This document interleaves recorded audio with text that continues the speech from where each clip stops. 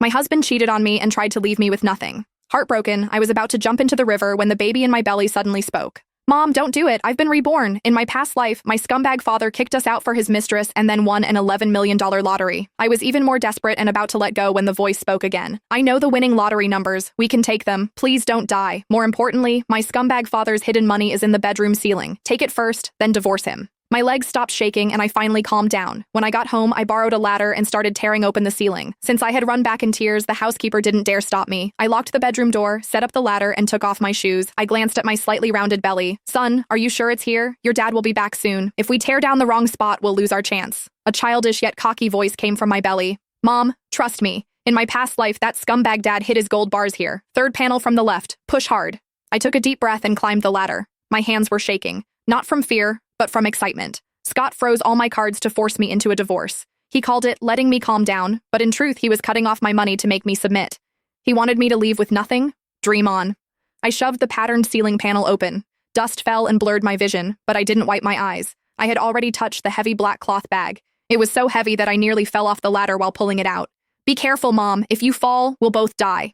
Don't jinx it. My hands shook as I opened the bag. Golden light flashed before my eyes. It was filled with gold bars. I had never seen so much gold in my life. I rummaged through it and found stacks of US dollars underneath. How much money is this?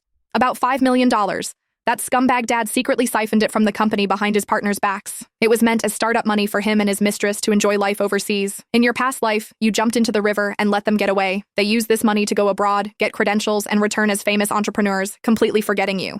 Hearing this, my anger exploded. Scott, you bastard! I built everything with you from nothing, and now that you were rich, you cheated on me, hid money from me, and even tried to drive me to death? I took the gold bars out one by one and packed them into the suitcase I'd prepared earlier. What if Scott finds out when he gets back?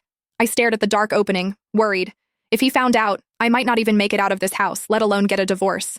Mom, are you silly? Just stuff some old books into the box next to it so it looks full, then put the ceiling panels back. They haven't been opened in years. By the time he notices, we'll be long gone. I suddenly understood. I grabbed a few of Scott's showpiece books from the top shelf, stuffed them into the black bag, and put it back in the ceiling. Then I carefully secured the panels. I even wiped away the fingerprints on the edges. Then I sat on the floor, my heart pounding. Even jumping into the river hadn't been this thrilling. Just then, the door opened downstairs. Scott's impatient voice followed. Tara, did that crazy woman come back? I froze. Mom, don't give in. You're the victim now. Act desperate and make him think you've given up. I kicked the suitcase of gold bars deep under the bed, then messed up my hair and sat on the edge. I forced myself to calm down and tears immediately welled up.